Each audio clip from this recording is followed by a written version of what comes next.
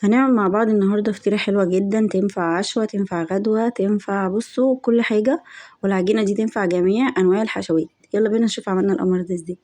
معانا هنا 3 كوبايات ونص من الدقيق، حطينا عليهم 3 معالق من السكر البودر كبار، رشة من الملح، معلقة ونص من الخميرة، ونقلب كل المكونات الجافة دي كده على بعضها.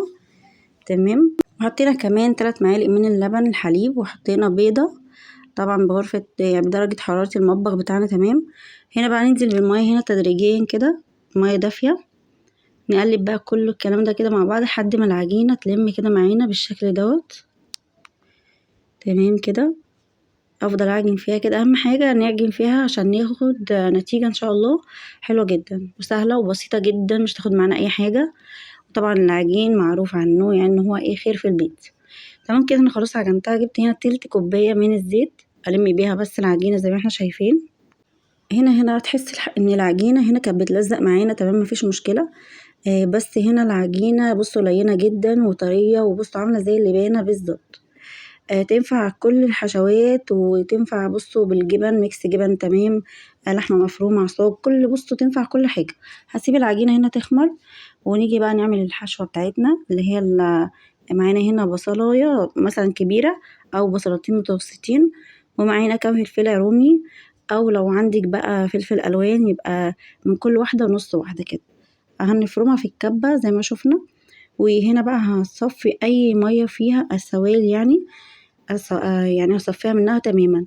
هنا حطيناها بقى على ربع كيلو من اللحمة، حطينا توم باودر، بصل باودر، فلفل اسمر، ملح، بس مكترش الملح برضو. هنا حطيت 7 بهارات، حطيت بابريكا، ونقلب برضو كل الكلام ده مع بعضه. بصوا وننزل بقى بايدينا كده عشان كل الحاجات تندمج مع بعضها. بصوا وصفة سهلة وجميلة ولذيذة جدا وهتعجبكم قوي، والعجينة هشة خالص. يلا بقى بينا نشوف بعد ما العجينة اختمرت.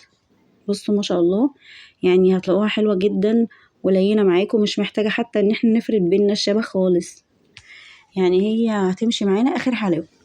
هنفردها كده على الرخامة او الكونتر او اي مكان هنعمل عليه طبعا، يعني مش محتاجة، انا محتاجتش النشابة اساسا. بصوا بايدي هي ماشية ما شاء الله حلوة.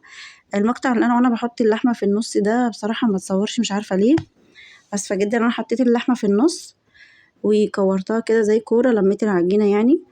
وحطيتها في صينية مقاس 32، وحاطة ورقة زبدة. طبعا هخرم العجينة كده، ومش هدينا اي حاجة، مش هدين وش اي حاجة، يدوبك بس هدهنه رشة من الحليب كده، يعني هدهن وشه حليب. شايفين مخرموها ازاي؟ هدهن بس كده ايه وشه حليب، وادخلها الفرن على درجة حرارة 180. يدوبك بس تاخد حاجة بسيطة كده تتشمع، بس كده حاجة بسيطة زي كده. ونطلعها بقى تاني ونحط بس جبنة من على الوش كده، جبنة موتزاريلا. سهلة جدا. ندخلها الفرن ولحد ما تبقى بالقمر ده، نغطيها 10 دقايق 5 دقايق لحد بس ما تطرى معانا، ونطلعها بقى ونشوف بقى ونقطع بقى القمر ده. حاجة كده تحفة جدا.